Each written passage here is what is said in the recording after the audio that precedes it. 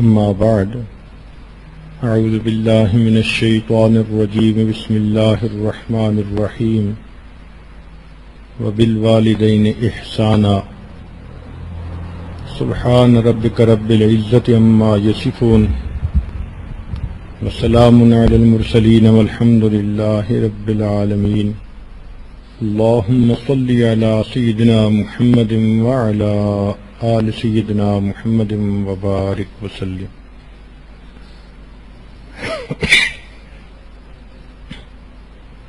اللهم صل على سيدنا محمد وعلى آل سيدنا محمد وبارك وسلم اللهم صل على سيدنا محمد وعلى آل سيدنا محمد وبارك وسلم۔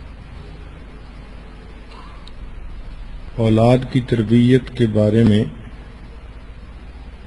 جتنا کچھ کہا گیا اس کی تکمیل یہاں ہوتی ہے کہ اولاد کو ماں باپ کے حقوق کے بارے میں بتایا جائے۔ جب دل میں ماں باپ کی عظمت ہوگی تو بچے ماں باپ کی بات کو غور سے سنیں گے اور اس پر عمل کریں گے۔ تو شریعت نے اس پہلو کو بھی خوب اجاگر کیا، ایک اصول بتا دیا۔ مصنف عبد الرزاق میں ہے حدیث مبارک کا ایک چھوٹا سا ٹکڑا کہ جو چاہو کرو، جیسا کرو گے ویسا بھرو گے۔ اس کو کہتے ہیں عدلے کا بدلہ، ٹٹ فار ٹیٹ۔ جیسی کرنی ویسی بھرنی، نہ مانے تو کر کے دیکھ، جنت بھی ہے دوزخ بھی ہے، نہ مانے تو مر کے دیکھ۔ تو انسان جیسا کرتا ہے اس کو ویسا ہی اس کا بدلہ ملتا ہے۔ چنانچہ جو بچے اپنے ماں باپ کا احترام کریں گے، فرما برداری کریں گے، ان کے اپنے بچے بڑے ہو کر ان کی فرما برداری کریں گے۔ چنانچہ حاکم نے ابو ہریرہ رضی اللہ عنہ سے روایت کی، نبی علیہ السلام نے فرمایا، تم دوسروں کی عورتوں سے پاک دامنی کا معاملہ کرو، تمہاری عورتیں پاک دامن رہیں گی، اور تم والدین کے ساتھ حسن سلوک کرو گے تو تمہارے بچے تمہارے ساتھ حسن سلوک کریں گے۔ چنانچہ والدین کے حسن سلوک کو شریعت نے اتنا درجہ دیا کہ ابن ماجہ کی روایت ہے، ابو حمامہ رضی اللہ تعالیٰ عنہ فرماتے ہیں، ایک شخص نے نبی علیہ السلام سے پوچھا، اے اللہ کے نبی صلی اللہ علیہ وسلم، اولاد پر والدین کے کیا حقوق ہیں؟ تو نبی علیہ السلام نے فرمایا کہ دونوں تمہاری جنت اور جہنم ہیں، یعنی دونوں کو خوش کرو گے تو جنت ملے گی، ناراض کرو گے تو جہنم ملے گی۔ اس حدیث مبارکہ میں والدین یعنی ماں باپ دونوں کا اکٹھا تذکرہ، بعض احادیث میں الگ الگ تذکرہ بھی ہے۔ چنانچہ امام ترمذی رحمۃ اللہ علیہ نے ابن عمر ابن عاص سے روایت کی کہ رضا الرب فی رضا الوالد، کہ تمہارے رب کی رضا تمہاری باپ کی رضا میں ہے، اور رب کی ناراضگی باپ کی ناراضگی میں ہے۔ امام احمد بن حنبل رحمۃ اللہ علیہ روایت کرتے ہیں کہ ماں کے ساتھ وابستہ رہو، کیونکہ الجنت تحت اقدام امہاتکم، جنت ماں کے قدموں کے نیچے ہے۔ ابو ہریرہ عنہ روایت کرتے ہیں، ایک شخص نبی علیہ السلام کی خدمت میں حاضر ہوا اور اس نے پوچھا، اے اللہ کے نبی، مجھ پر سب سے زیادہ حق کس کا ہے؟ فرمایا اموں کی، تمہاری ماں کا۔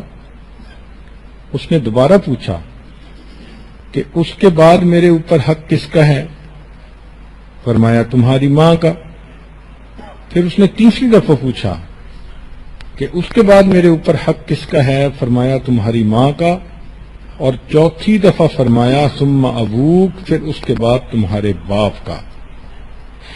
یعنی 3 دفعہ میں ماں کا تذکرہ کیا، اور چوتھی دفعہ میں باپ کا تذکرہ کیا، تو معلوم ہوا کہ ماں باپ دونوں کے ساتھ حسن سلوک کرنا چاہیے، اور باپ کی نسبت بھی ماں کا درجہ اس میں شریعت میں زیادہ بنایا، اس لیے کہ بچے کی پیدائش میں اور بچے کی پرورش میں زیادہ حصہ ماں کا ہوتا ہے۔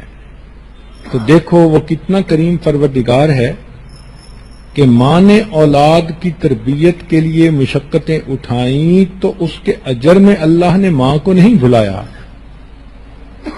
ماں کا اتنا ہی حق اولاد کے اوپر قائم کر دیا۔ امام احمد بن حنبل رحمۃ اللہ علیہ روایت کرتے ہیں، عبداللہ ابن عمر ابن عاص رضی اللہ عنہ اس کے راوی ہیں، وہ فرماتے ہیں کہ ایک بوڑھا والد اپنے نوجوان بیٹے کے ساتھ آیا اور نبی علیہ الصلوۃ والسلام کی خدمت میں یہ عرض کیا کہ اے اللہ کے نبی صلی اللہ علیہ وسلم، جب یہ بچہ تھا میں جوان تھا، یہ فقیر تھا اس وقت میں غنی تھا، آج معاملہ الٹا ہو گیا، یہ جوان ہے میں کمزور ہوں، یہ غنی ہے مالدار ہے اور میں فقیر ہوں، یہ میرے اوپر خرچ نہیں کرتا۔ تو اللہ کے نبی صلی اللہ علیہ وسلم نے اس نوجوان کو مخاطب کر کے فرمایا، انت و مالک لابیک، کہ تم اور تمہارا مال تمہارے باپ کی ملک ہے۔ شریعت نے ماں باپ کو اتنا درجہ دیا۔ چنانچہ اگر ایسا کوئی بچہ ہو کہ جس کے والدین غلام ہیں اور وہ بچہ اپنے والدین کو آزاد کروائے تو شریعت کی نظر میں یہ بہت بڑا درجہ نیکی کا ہے۔ امام ترمذی رحمۃ اللہ علیہ فرماتے ہیں کہ لا یجزی ولد والدا الا ان یجدہ مملوکا فیشتریہ فیعتقہ، کہ کوئی بیٹا باپ کو بدلہ نہیں دے سکتا سوائے اس کے کہ باپ غلام ہو، بیٹا اس کو خریدے اور پھر آزاد کر دے۔ اس لیے اولاد اور ماں باپ کے درمیان محبت کا ایک تعلق شریعت نے قائم کیا۔ فطری طور پر والدین اولاد سے محبت کرتے ہیں اور فطری طور پر اولاد ماں باپ سے محبت کرتی ہے۔ یہ ایکویشن وہاں بگڑتی ہے جہاں ہم شریعت کی خلاف ورزیاں کرتے ہیں، ماں باپ اولاد کو اگنور کرتے ہیں، پھر گڑبڑیں ہوتی ہیں۔ اور اگر شریعت کے مطابق بچوں کو ریز اپ کیا جائے تو یہ محبتیں سلامت رہتی ہیں۔ اس محبت کی بنا پر ترمذی شریف کی روایت ہے، ثلاث دعوات مستجابات لا شک فیہن، تین دعائیں ایسی ہیں جو یقیناً قبول ہوتی ہیں، اس میں کوئی شک ہی نہیں۔ اس میں سے ایک دعا دعوت الوالد علی ولدہ، جب باپ اپنی اولاد کے لیے دعا کرتا ہے اللہ تعالیٰ اس دعا کو ضرور قبول فرماتے ہیں۔ ہمارے مشائخ نے فرمایا کہ ماں باپ اگر خطا کار اور گناہ گار بھی ہوں پھر بھی اخلاص کی وجہ سے اولاد کے بارے میں ان کی دعائیں اللہ رب العزت ایسے قبول کرتے ہیں جیسے ولایت کبریٰ کے اولیاء کی دعاؤں کو قبول فرماتے ہیں۔ اس لیے اولاد کو چاہیے کہ وہ اپنی والدین کو اذیت نہ پہنچائے۔ ایک مرتبہ ایک بیٹا اپنے باپ کے ساتھ نبی علیہ السلام کی خدمت میں حاضر ہوا تو نبی علیہ الصلوۃ والسلام نے اس بچے کو باپ کے بارے میں سمجھایا، فرمایا فلا تمشی امامہ، کہ تم اپنے باپ کے سامنے آگے نہ چلنا، اس کو گالی نہ دینا، ولا تجلس قبلہ، اس کے آگے نہ بیٹھنا، اور کبھی بھی اس کو نام لے کر نہ پکارنا، یعنی اپنے والد کا نام لے کر پکارنا یہ بے ادبی ہے۔ ابا جی کہیں، ابو کہیں، جو مرضی کوئی لفظ استعمال کریں مگر وہ محبت کا اظہار والا لفظ ہو. اور اگر انسان اپنے والدین کے دلوں کو دکھ دے تو شریعت نے کہا کہ ثلاثۃ لا ينظر اللہ الیہم یوم القیامہ، 3 بندے ایسے ہیں کہ اللہ قیامت کے دن ان کی طرف دیکھیں گے بھی نہیں. اب ذرا اس گناہ کی گریوٹی کا اندازہ لگا لیں کہ ایسا گناہ جس کی وجہ سے اللہ تعالی نگاہ اٹھا کر بھی نہیں دیکھیں گے بندے کو. 3 بندے وہ کون سے ہیں؟ العاق لوالدی، ماں باپ کا نافرمان، والمرأۃ المترجلہ، اور وہ عورت جو مردوں کی طرح بننا پسند کرے. کئی لڑکیاں ہوتی ہیں نا مردوں کی طرح جین کے لباس پہننے، بالوں کو کٹوانا، بے محابہ پھرنا، اور اس کو وہ سمجھتی ہیں کہ ہم بڑی ماڈ اسکاٹ بن گئی ہیں، اور یہ نہیں سمجھتی کہ ہم نے اگر ایسا کیا تو اللہ رب العزت قیامت کے دن ہماری شکل دیکھنا بھی گوارا نہیں کریں گے. والدیوس، اور تیسرا فرمایا کہ جو بغیرت انسان ہوتا ہے. ماں باپ کے ساتھ اگر انسان برا سلوک کرے تو یہ وہ گناہ ہے کہ جس کا بدلہ دنیا میں ہی انسان کو مل جاتا ہے. امام حاکم رحمۃ اللہ علیہ نے روایت کی،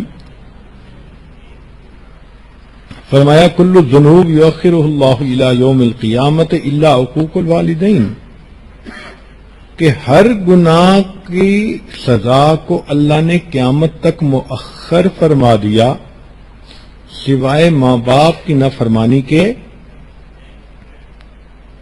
فإن اللہ یجعلہ لصاحبہ فی الحیاۃ الدنیا قبل الممات، کہ یہ ایسا گناہ ہے کہ اللہ تعالی دنیا میں موت سے پہلے بندے کو اس کی سزا دے دیتے ہیں. اللہ اکبر کبیرہ. چنانچہ ہمارے ایک ڈاکٹر دوست تھے، وہ کہنے لگے کہ ایک دیہاتی نوجوان ہاسپٹل میں داخل ہوا، میری ڈیوٹی تھی، دیکھنے میں وہ بڑا صحت مند اور ہیلدی نظر آتا تھا، لیکن اس کو کوئی ایسی بیماری تھی کہ جس کی وجہ سے اس کا گلا گھٹتا تھا اور اس کو سانس لینا مشکل، تکلیف ہوتی تھی. تو جب اس پر وہ بیماری کا اٹیک ہوتا تو وہ بچوں کی طرح رونے لگتا، چیخنے لگتا. اس کی تکلیف دیکھ کر مجھے بھی بہت صدمہ ہوا، میری آنکھوں میں آنسو آ گئے. تو اس نوجوان کا والد قریب تھا، کہنے لگا ڈاکٹر صاحب اپنا کیا اس کے سامنے آ رہا ہے. تو میں نے اس کے والد سے پوچھا کہ کیا ہوا؟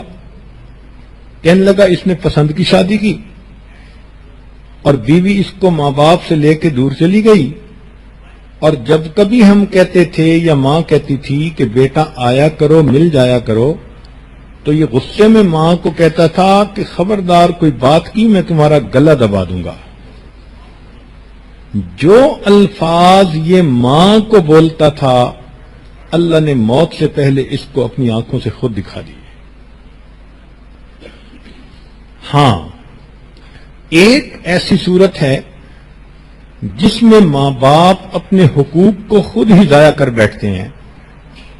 وہ یہ ہے کہ اگر اپنی اولاد کو شریعت کے خلاف کوئی بات کہیں تو شریعت نے کہا لا طاعت لمخلوق فی معصیت الخالق، اللہ کی نافرمانی میں مخلوق کی کوئی اطاعت نہیں. لہذا اگر ماں باپ فسق و فجور کی زندگی گزار رہے ہیں تو شریعت نے کہا کہ تم ان کے ساتھ سلوک تو اچھا رکھو مگر ان کی ایسی بات کو مت مانو جو شریعت کے خلاف ہو.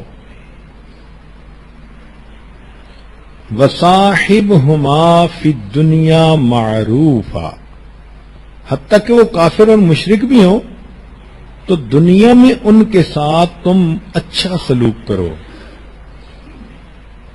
تو اگر ماں باپ دیندار ہوں، نیک ہوں، پھر تو نور علی نور ہے۔ یہاں ایک نقطہ سا دل میں آتا ہے کہ آج احساس ہوا ماں باپ کا کیا مقام ہے۔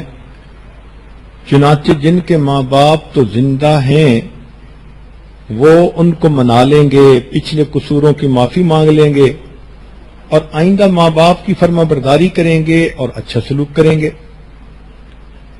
لیکن بہت سارے تو ایسے ہیں کہ جن کے ماں باپ فوت ہو چکے، تو وفات کے بعد اب کیا کریں؟ شریعت نے 10 کام بتائے ہیں کہ اگر کوئی نوجوان بیٹا یا بیٹی اپنی زندگی میں ماں باپ کی خدمت نہ کر سکے، یہ گولڈن اپرچونٹی ضائع کر بیٹھے۔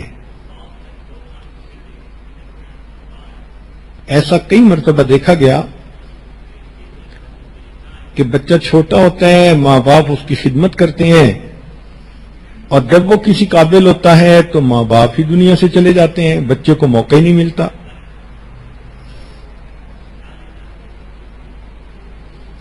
عمر بھر تیری محبت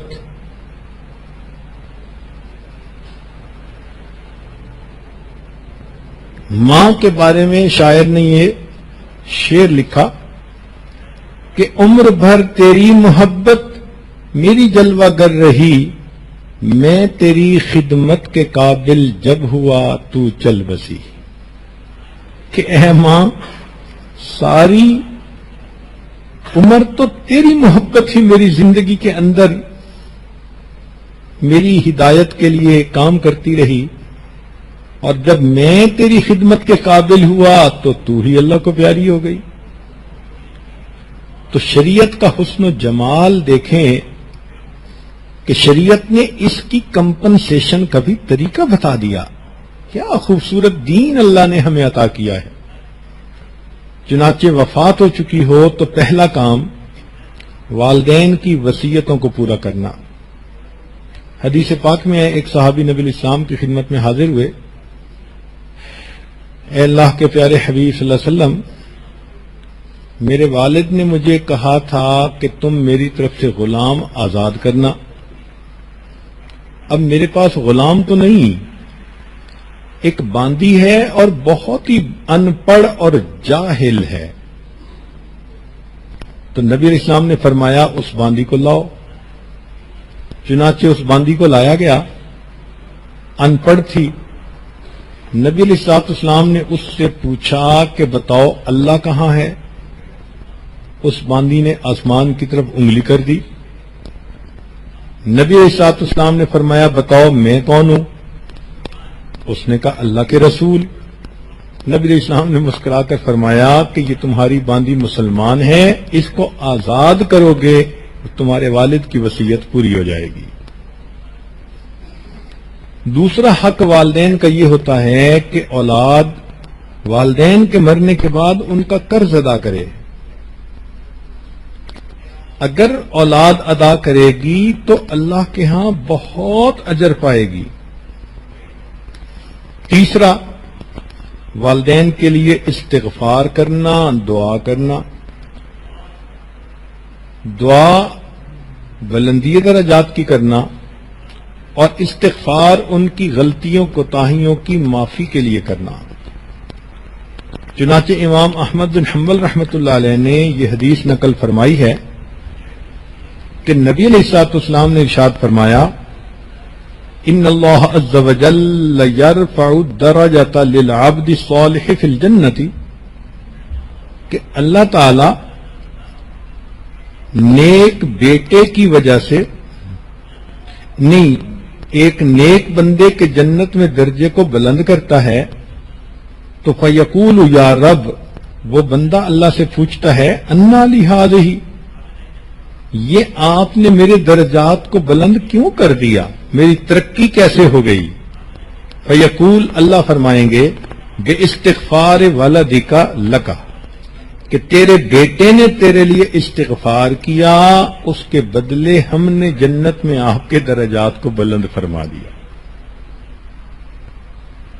چوتھا نقطہ کہ والدین کے جو دوست زندہ ہیں یا قریبی رشتہ دار زندہ ہیں جن سے کہ والدین محبت کا تعلق رکھتے تھے، اب ان کے ساتھ محبت کا تعلق رکھنا. مثلا والدہ فوت ہو گئی تو خالہ کو ماں کا درجہ دینا،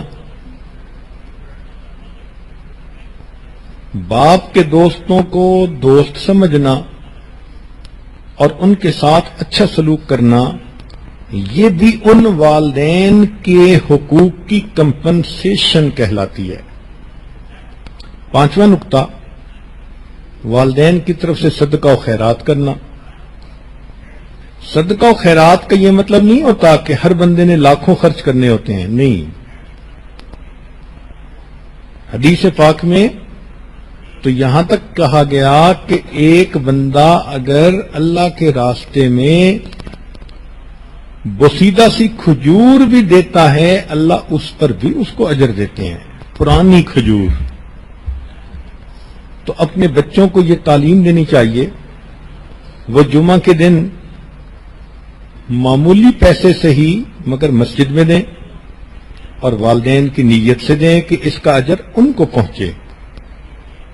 رمضان مبارک کے مہینے میں فقراء کو صدقہ کریں، والدین کی نیت کریں.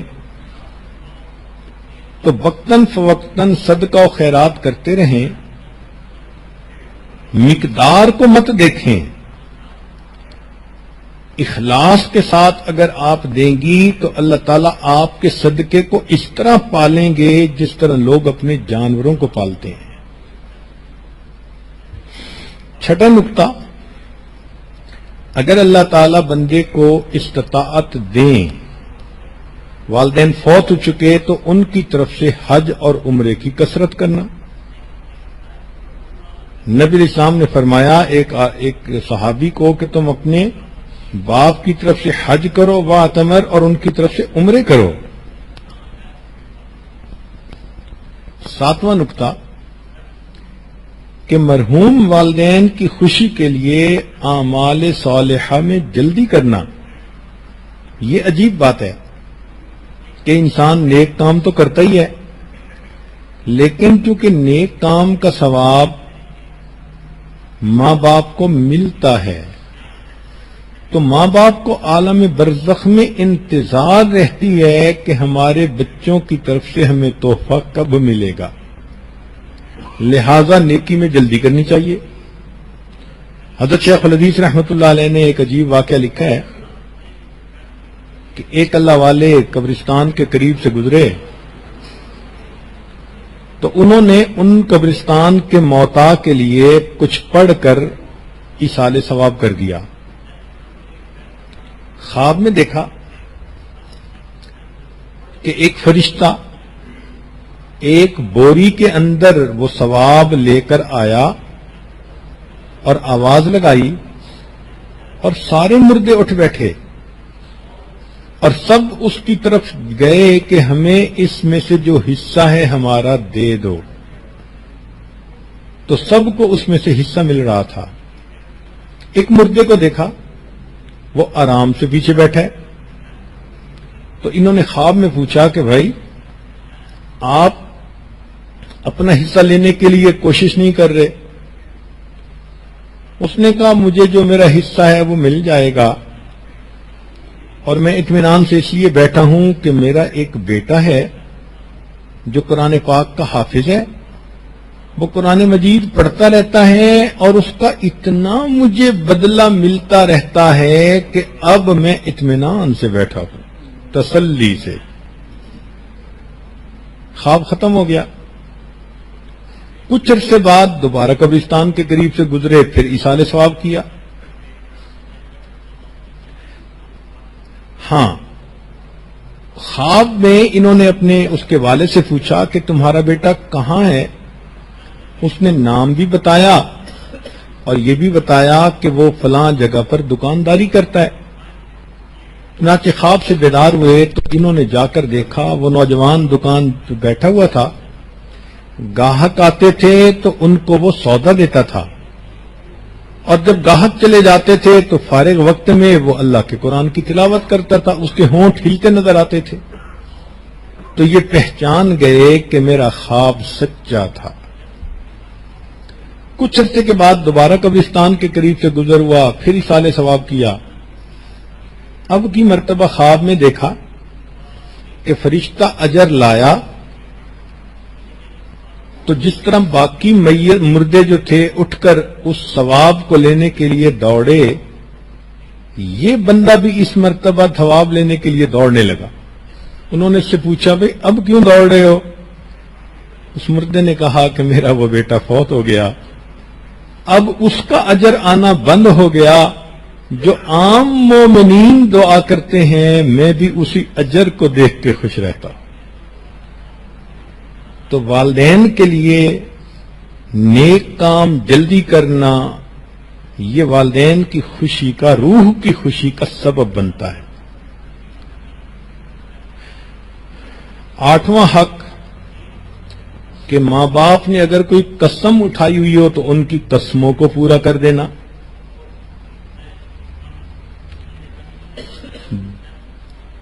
9واں حق والدین کی طرف سے نفلی روزہ رکھنا۔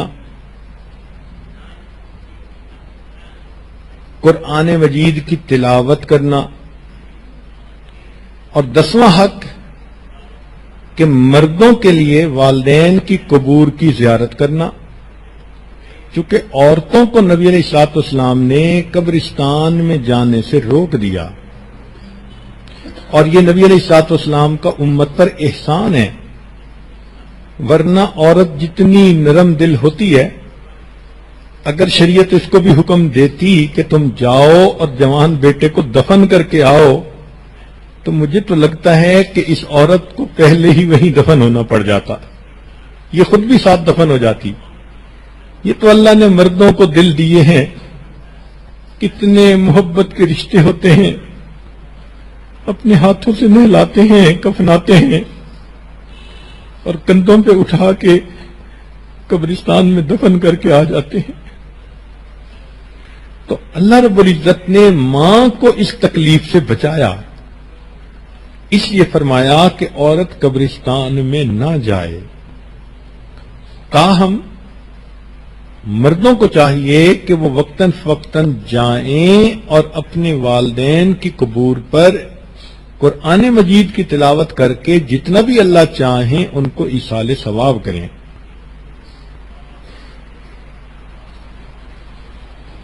شریعت نے یہ بتلایا ہے کہ جو بندہ ماں باپ کی اطاعت کرتا ہے، فرما برداری کرتا ہے، ان کے دلوں کو خوش کرتا ہے، اللہ تعالیٰ دنیا میں بھی انعام دیتے ہیں، آخرت میں بھی اس کا انعام دیتے ہیں۔ چنانچہ والدین سے حسن سلوک کا دنیا میں کیا فائدہ؟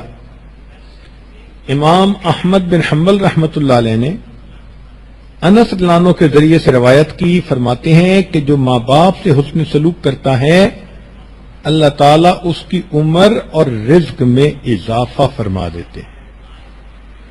تو ماں باپ کے ساتھ اچھا سلوک کرنے کی یہ برکت ہے، عمر بھی بڑھتی ہے اور مال بھی بڑھتا ہے۔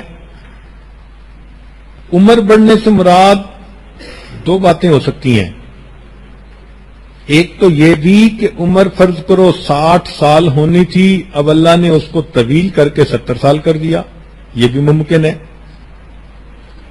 اور ایک معنی اس کا علماء نے یہ لیا کہ عمر تو تھی اس کی 60 سال، لیکن اس نے 40 سال کی عمر میں بلڈ پریشر کا مریض بننا تھا اور برین ہیمریج ہونی تھی، اور اس نے فالج کے ساتھ باقی زندگی محتاجی میں گزارنی تھی۔ اللہ تعالیٰ ان بیماریوں سے بچا کے زندگی کے صحت مند حصے کو لمبا کر دیتے ہیں، چنانچہ وہ آخری لمحے تک کسی کا محتاج نہیں ہوتا۔ یہ بھی عمر میں برکت ہے کہ ایفیکٹو حصہ عمر کا بڑھا دیا جاتا ہے۔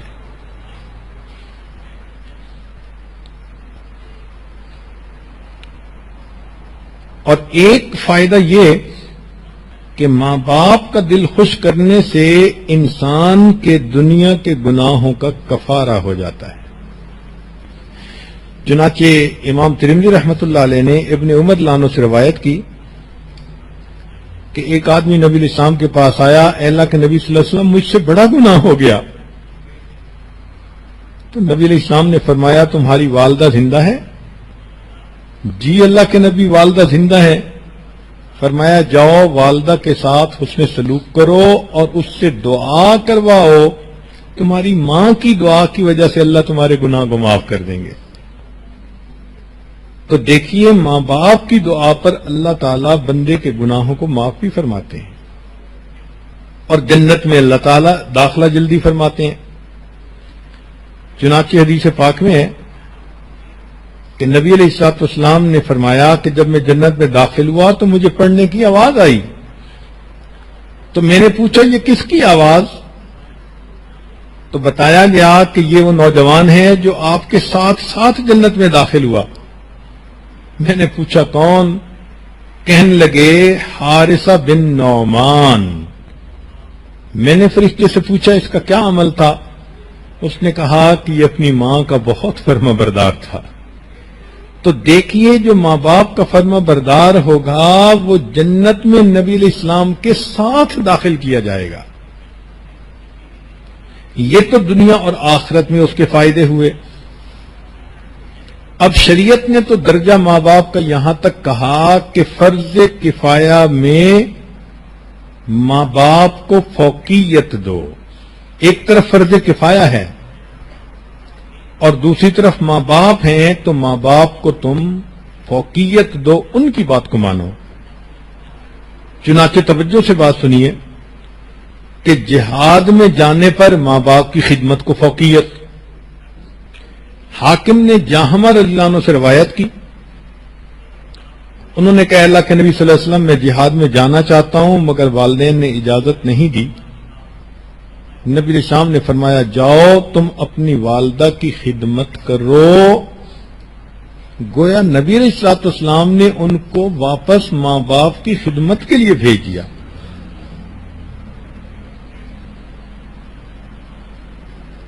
دوستوں اور بیوی سے بھی زیادہ ماں باپ کی بات کو فوقیت۔ امام ترمذی رحمۃ اللہ علیہ نے حضرت علی عنہ سے روایت کی اذا فعلت امتی 15 خصلۃ حل بها البلاء، کہ جب میری امت میں 15 باتیں پیدا ہو جائیں گی تو اس کے اوپر عذاب آ جائے گا۔ ان 15 باتوں میں سے کیا؟ اطاع الرجل زوجته وعق امه، کہ بیوی کی اطاعت کرے گا ماں کی نافرمانی کرے گا، وبر صدیقہ وجفا اباہ، دوست کے ساتھ نیکی کرے گا باپ کے ساتھ بے وفائی کرے گا۔ تو اس حدیث پاک سے پتہ چلتا ہے کہ اللہ تعالی نے بیوی بچوں اور دوستوں سے بھی زیادہ ماں باپ کا حق بنایا ہے۔ اب یہاں پر بعض عورتیں پریشان ہو جائیں گی کہ جی حضرت جی نے ایسی بات کر دی ہمارے تو خامد ہاتھ سے نکل جائیں گے۔ تو بھائی اگر ماں باپ بھی شریعت کے مطابق زندگی گزارتے ہیں اور آپ بھی شریعت کے ساتھ زندگی گزار رہی ہیں تو پریشان ہونے کی کیا بات ہے؟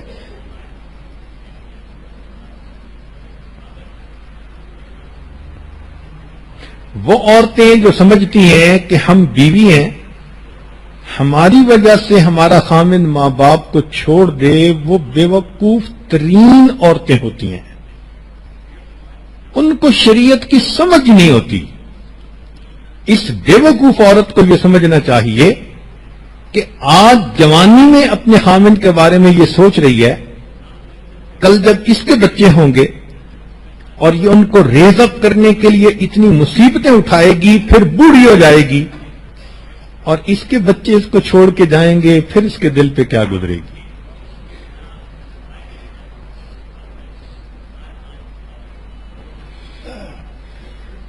شریعت نے کہا، سیدہ عائشہ صدیقہ رضی اللہ تعالیٰ عنہ راویہ ہیں کہ امام احمد بن حنبل رحمۃ اللہ علیہ نقل کرتے ہیں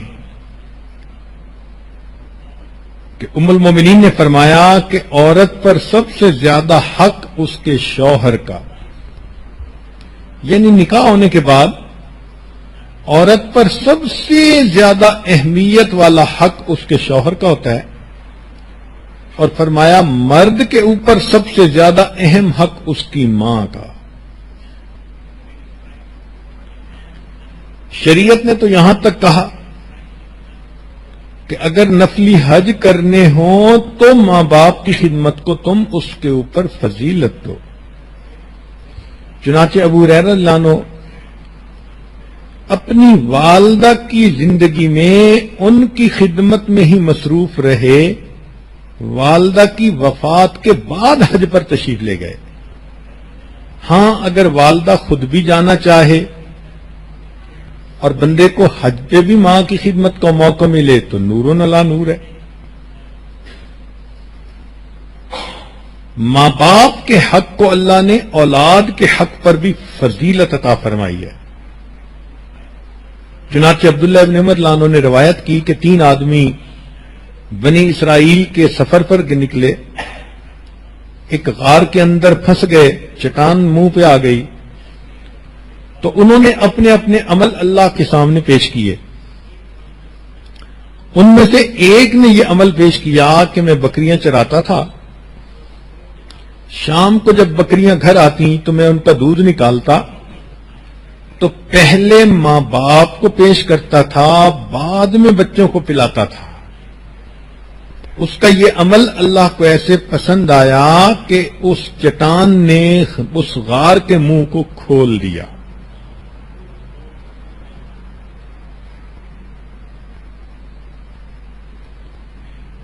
شریعت نے کہا کہ ماں باپ کا حق ہجرت پر بھی فائق ہے۔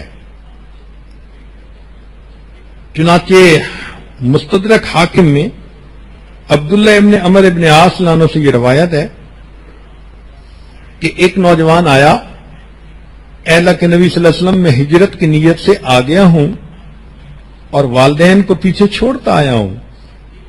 نبی علیہ السلام نے فرمایا کہ واپس جاؤ، جیسے والدین کو روتا چھوڑ آئے تھے ایسے ہی جا کے ان کو خوش کرو، تمہارے لیے یہ افضل ہے۔ حتیٰ کہ نفلی عبادات پر بھی ماں باپ کا حق افضل ہے۔ حدیث مبارکہ میں ہے کہ جرید ایک راہب نیک بندہ تھا بنی اسرائیل کا، عبادت میں لگا ہوا تھا۔ والدہ ملنے کے لیے آئی، اس نے 3 مرتبہ پکارا اور یہ نفلوں میں ہی مصروف رہا، تو ماں کو غصہ آیا۔ اس نے کہا کہ اللہ تجھے موت سے پہلے کسی فتنے میں ڈال دے۔ لو ماں کی بد دعا ایسی لگی کہ قریب میں کوئی عورت تھی، اس نے کسی چرواہے کے ساتھ بدکاری کی اور جس کے نتیجے میں اس کے ہاں بچہ پیدا ہوا، تو لوگوں نے اس عورت کو لان تان کی کہ تو نے کیا منہ کالا کیا، تو اس عورت نے اس جرید کا نام لے دیا کہ میرے ساتھ تو فلاں راہب نے بدکاری کی۔ لوگوں کو پتہ چلا تو وہ آئے، انہوں نے جرید کو بھی بہت مارا پیٹا اور انسلٹ کی، اور اس کے سوما کو جو عبادت کا کمرہ تھا اس کو بھی گرا دیا۔ جرید نے ان سے پوچھا کہ بھئی تم یہ سارا کام کس لیے کر رہے ہو، میں نے کیا خطا کی؟ انہوں نے کہا تو نے فلاں عورت کے ساتھ بدکاری کی، اس کے ہاں بچہ ہوا۔ تو جرید نے کہا کہ اچھا مجھے بچے کے پاس لے جاؤ۔ تو جب جرید کو بچے کے پاس لے گئے تو اس نے اس بچے سے پوچھا کہ بتا تیرا باپ کون ہے؟ نیک آدمی تھا، اللہ کی آخر مدد تھی۔ وہ بچہ بول پڑا، کہنے لگا کہ میرا باپ تو فلاں بکریوں کا چرواہا ہے۔ تو علماء نے لکھا کہ اگرچہ اتنا مقام تھا کہ اللہ نے اس کی خاطر بچے کو بلا دیا، لیکن اس نے ماں کا دل دکھایا تو فتنے میں وہ بھی پڑ گیا۔ نبی علیہ الصلوۃ والسلام نے یہ واقعہ سنا کے فرمایا، لو کان جریج عالمن، اگر جریج عالم ہوتا لعلم ان اجابتہ امہ اولا من عبادت ربہ، اس کو پتہ چل جاتا کہ اپنی ماں کی بات کو ماننا نفلی عبادتوں پر فضیلت رکھا کرتی ہے۔ اب سوچئے نا کہ ماں باپ نے دنیا میں اولاد کو تربیت دینے کے لیے کوشش کی تو اس کا بدلہ اللہ نے ان کو کیا دیا، ان کا کتنا مقام دنیا میں بنا دیا۔ یہاں تک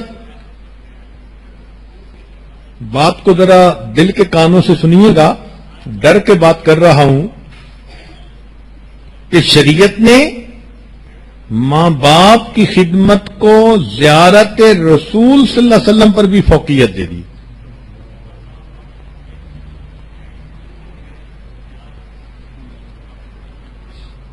چنانچہ امام مسلم رحمۃ اللہ علیہ نے اسید بن جابر اللہ عنہ سے روایت کی کہ اویس کرنی رحمۃ اللہ علیہ کرن کے رہنے والے تھے، والدہ کی خدمت میں لگے ہوئے تھے، چاہتے تھے کہ نبی علیہ السلام کی زیارت کریں، ایمان لا چکے تھے، مگر ماں کی خدمت ہی کرتے رہے، آ نہیں سکے۔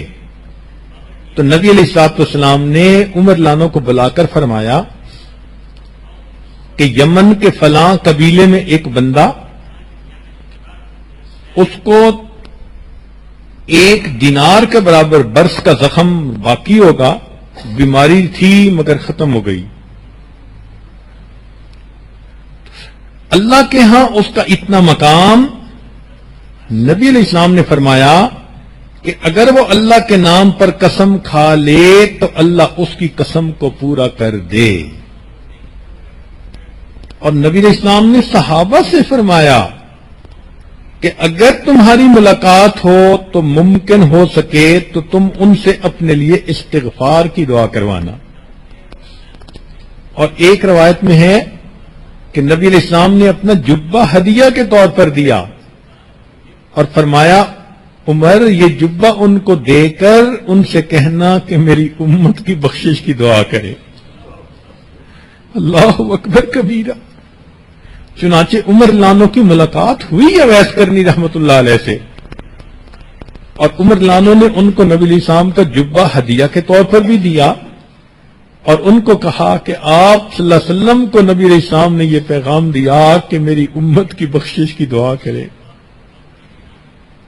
اللہ نے ماں باپ کی خدمت کو کیا مقام اور کیا رتبہ عطا فرما دیا۔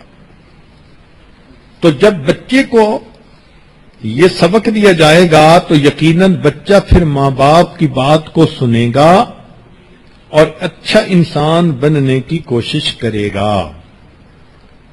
اور اگر کسی کے ماں باپ ناراض ہوں تو سن لیجئے کہ دنیا میں سب سے آسان کام اپنی ماں کو منانا۔ کیوں؟ کہ وہ ناراض بھی ہو جاتی ہے لیکن انتظار میں ہوتی ہے کہ میرا بیٹا آ کر مجھ سے سوری کر لے، میں معاف کر دوں گی۔ ہم نے دیکھا کہ اگر بچہ ماں کی ڈانٹ ڈپٹ کی وجہ سے گھر سے نکل جائے، ماں کو چین نہیں آتا، وضو کرتی ہے، مصلی پہ بیٹھ جاتی ہے، اللہ میرا بیٹا کسی برے بندے کے ہاتھ نہ لگ جائے، میرا بیٹا کوئی انتہائی قدم نہ اٹھا لے، اللہ میرے بیٹے کو سلامت سے واپس لے آنا۔ کھانے کا وقت ہو جاتا ہے، سارے گھر والے کھانا کھا لیتے ہیں، ماں سے پوچھتے ہیں تو وہ کہتی ہے مجھے بھوک نہیں ہے۔ حقیقت میں اس کے دل میں یہ ہوتا ہے مجھے کیا پتا میرے بیٹے کو کھانے کو کچھ ملا یا نہ ملا، میں کیسے کھاؤں۔ سارے گھر کے لوگ سو جاتے ہیں، ایک ماں ہوتی ہے جو بستر پہ کروٹیں بدل رہی ہوتی ہے، شاید میرا بیٹا آ جائے، اس کو دروازے پہ انتظار میں نہ کھڑا ہونا پڑے۔ میاں کی ڈانٹ بھی برداشت کرتی ہے،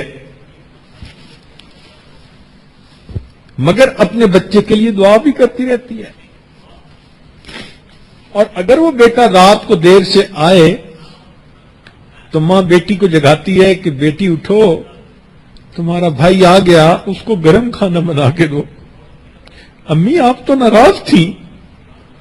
بیٹی میں اگرچہ خفا ہوں مگر بیٹے کو بھوکا تو نہیں دیکھ سکتی.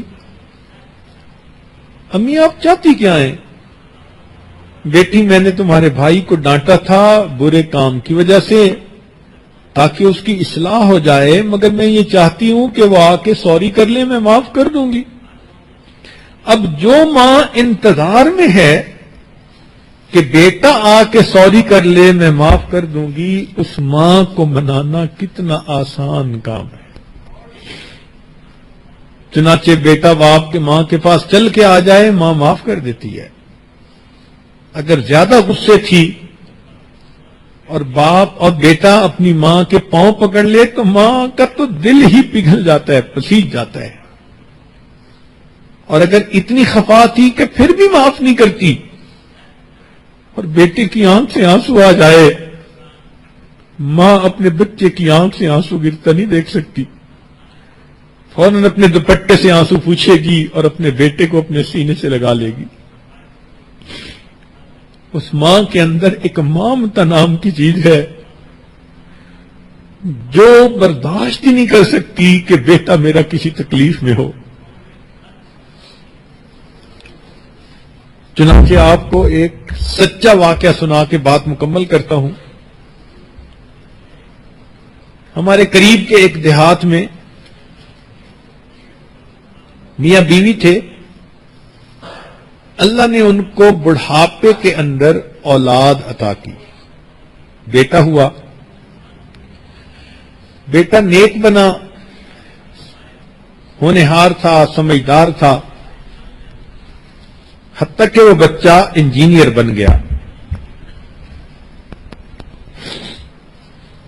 شہر میں اس کی نوکری لگ گئی.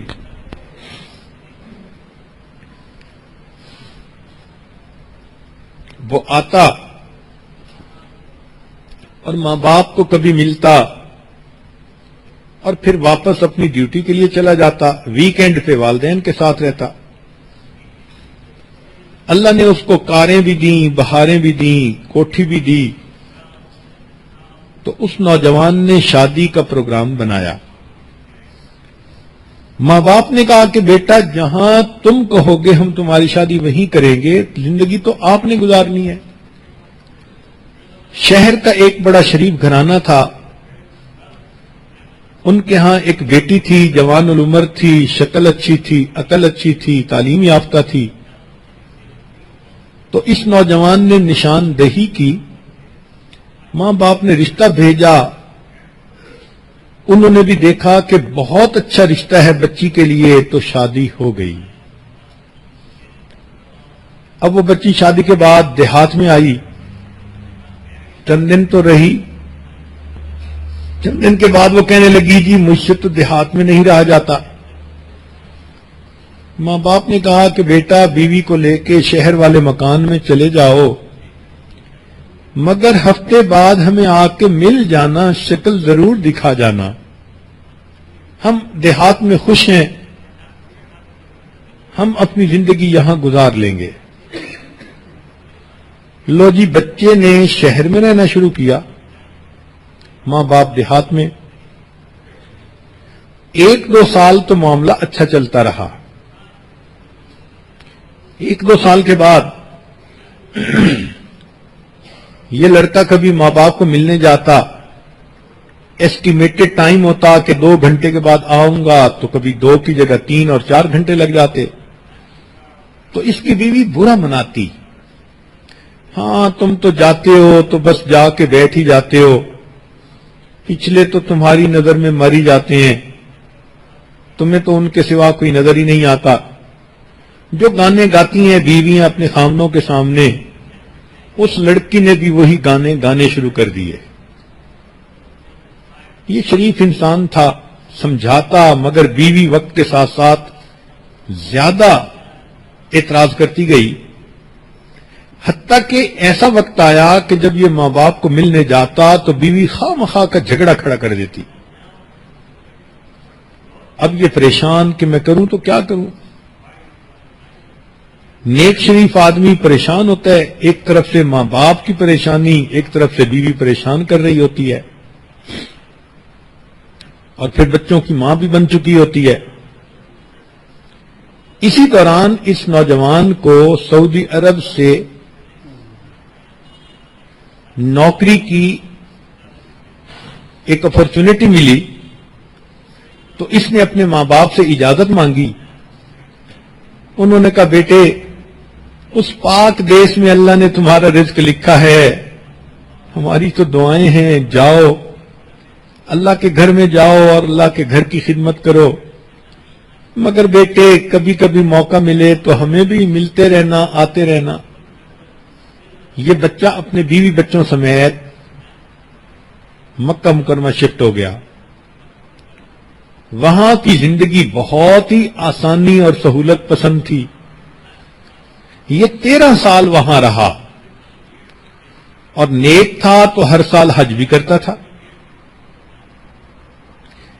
ایک دن حج کے تیسرے دن یہ مطاف میں کھڑا دعا مانگ رہا تھا، رو رہا تھا.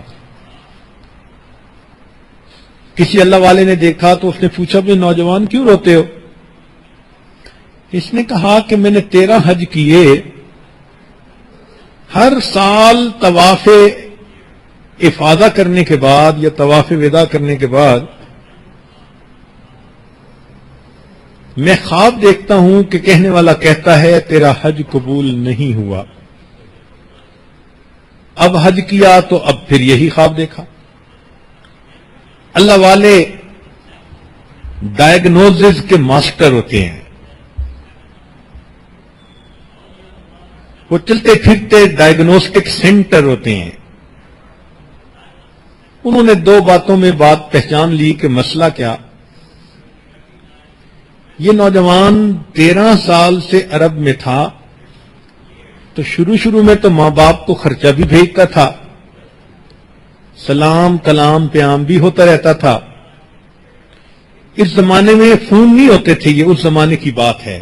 عام ٹیلی فون نہیں ہوتے تھے، سیل فون تو تھے ہی نہیں، دیہاتوں میں بھی فون نہیں ہوتے تھے. تو حج عمرے پہ آنے جانے والے لوگوں کے ذریعے پیغام بھیج دیتا تھا، لیکن کچھ سالوں سے رابطہ ہی نہ رہا تھا اس کا ماں باپ سے. تو انہوں نے توجہ دلائی کہ میاں جاؤ اور ماں باپ کو راضی کر کے پھر واپس آؤ. چنانچہ یہ نوجوان اپنے گھر آیا، بیوی کو کہا کہ میں نے چھٹی لے لی ہے اور میں اپنے ملک چکر لگا رہا ہوں ماں باپ کے پاس. بیوی نے آئیں بائیں شائیں کرنے کی کوشش کی تو اب اس نوجوان نے اس کو شیر کی آنکھ سے دیکھا تو پھر وہ دبک کے بلی کی طرح بیٹھ گئی. نوجوان نے تیاری کی، وطن واپس آیا. جب یہ بستی میں داخل ہو رہا تھا تو اس وقت اس کو یہ احساس ہوا کہ پچھلے 2-3 سالوں سے میرا کوئی رابطہ نہیں، مجھے تو یہ بھی پتہ نہیں میرے ماں باپ کس حال میں ہیں، تو میں پتہ تو کر لوں. چنانچہ ایک 8-9 سال کا لڑکا تھا، اس سے اس نے پوچھا کہ فلاں بابا جی کا کیا حال ہے. لڑکے نے آگے سے جواب دیا کہ وہ بابا جی تو فوت ہو گئے، 6 مہینے ہو گئے، اور ان کی بیوی جو بڑھیا ہے وہ بھی فالج میں ہے، اور سنا ہے ہم نے کہ ان کا ایک بیٹا ہے سعودی عرب کہیں گیا ہوا، پتہ نہیں وہ کیسا نالائق بیٹا ہے جو ماں باپ کا خیال ہی نہیں کرتا. اس چھوٹے بچے کو کیا پتا کہ وہ اسی لڑکے سے بات کر رہا ہے. بات کر کے لڑکا تو چلا گیا، لیکن اس کے دل کے تار چھیڑ گیا. اب اس کو ندامت ہوئی کہ اوہو میں نے واقعی بہت بڑی خطا کی. اب سوچ رہا ہے کہ ابو تو فوت ہو گئے، میں امی کے پاس جاؤں گا تو امی تو مجھے دیکھنا گوارا نہیں کریں گی، امی تو مجھے گھر سے نکال دیں گی، بات تک میرے ساتھ نہیں کریں گی. تو کوئی بات نہیں، میں امی کو پاؤں پکڑ کے منا لوں گا، میں لپٹ جاؤں گا. اب یہ پلاننگ کرتا پھر رہا ہے. گھر پہنچا، دروازہ کھلا تھا، اندر چلا گیا. کیا دیکھتا ہے کہ صحن میں چارپائی بچھی ہوئی ہے اور اس کی والدہ لیٹی ہوئی ہے. اس کے دل میں یہ بات آئی کہ ممکن ہے کہ امی سوئی ہوئی ہو تو میں جگاتا نہیں، انتظار کر لوں گا. چنانچہ یہ دبے پاؤں ذرا قریب ہوا کہ دیکھوں تو صحیح. جب بستر کے قریب ہوا تو اس نے دیکھا کہ اس کی ماں نے ہاتھ اٹھائے ہوئے تھے اور وہ دعا مانگ رہی تھی. اس نے قریب ہو کے سنا کہ امی کیا دعا مانگ رہی ہے؟ تو ماں یہ دعا مانگ رہی تھی، اللہ میرا خامن دنیا سے چلا گیا، میرا ایک ہی تو بیٹا ہے، بخریت اسے واپس بھیج دینا تاکہ جب میری موت آئے تو مجھے قبر میں اتارنے کے لیے کوئی میرا بھی محرم موجود ہو. ماں یہ دعا کر رہی ہے کہ اللہ میرے بیٹے کو بخریت واپس بھیج دینا کہ اگر میری موت آئے تو مجھے قبر میں اتارنے کے لیے کوئی میرا بھی محرم موجود ہو. جب اس نے پوچھا، سنا، تو کہنے لگا امی میں آ گیا ہوں. والدہ چونک اٹھی، بیٹا تم آ گئے؟ ہاں. ماں نے جواب دیا، بیٹا موتیا بند آ چکا، میری بینائی نہیں، میں تمہارا چہرہ تو نہیں دیکھ سکتی، آؤ قریب ہو جاؤ، میں تمہارے چہرے کا بوسہ لوں، میں تمہارے جسم کی خوشبو سونگھ لوں. تو ماں ہوتی ہے. ماں کو منانا بہت آسان کام ہوتا ہے.